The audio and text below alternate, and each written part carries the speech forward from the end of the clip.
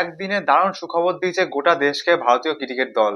প্রথমে আন্ডার 19 ক্রিকেটে যেটা ছিল দুপুরবেলা, সেখানে জয়লাভ করেছে ভারতীয় টিম, পৌঁছে গেছে ফাইনালে। আর রাতে ছিল ওয়ার্ম আপ ম্যাচ টি-20 বিশ্বকাপের আগে সাউথ আফ্রিকার সাথে, সেখানে দুর্দান্ত জয়লাভ করেছে ভারতীয় টিম। প্রথমেই আসি আন্ডার 19 বিশ্বকাপের ছেলেদের ব্যাপারে।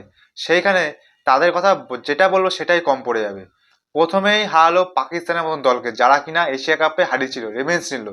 তারপরে আসলো আফগানিস্তান, যে আফগানিস্তান কিনা সমস্ত দলের উপর হেভি শক্তিশালী প্রভাব ফেলছিল, কিন্তু ভারতীয় টিমের ক্ষেত্রে সেটা দেখা যায়নি। ভারতীয় টিম খুবই সহজে সেই রান চেস করে দিয়েছে, আর একটা দুর্দান্ত জয়লাভ করে ফাইনালে পৌঁছে গেছে। ভাইভাব সূর্যবংশের তো কোনো কথাই হবে না, সে ওডিআইতে টি-20 ঝলক দেখিয়েছে, দুর্দান্ত খেলা।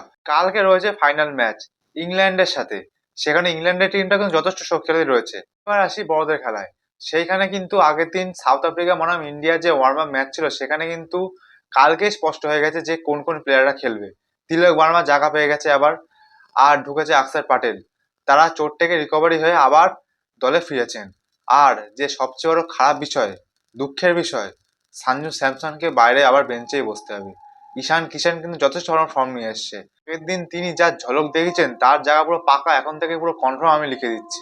অভিষেক শর্মা আর ঈশান কিষান জুটি রাক্ষসের জুটি।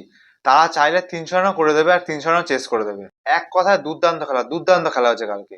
ঈশান কিষান এত মেরেছিল, তারপর তাকে রিটায়ার করে দিল। তুমি বসো, আমরা বুঝে গেছি তুমি পুরো কনফার্ম খেলবা।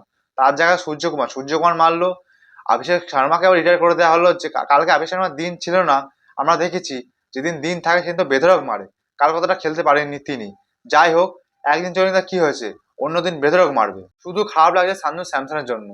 সঞ্জু স্যামসন, যা কিনা আমরা ভেবেছিলাম যে এবার টি-20 ওয়ার্ল্ড কাপ খেলবে, কিন্তু আউট অফ ফর্মের জন্য তাকেও বেঞ্চে বসতে হচ্ছে। আপনার কি মনে হয়, সঞ্জু স্যামসন কি এখন কি ডিজার্ভ করে টি-20 বিশ্বকাপ, নাকি ঈশান কিষানই খেলা উচিত? কমেন্টে অবশ্যই জানাবেন।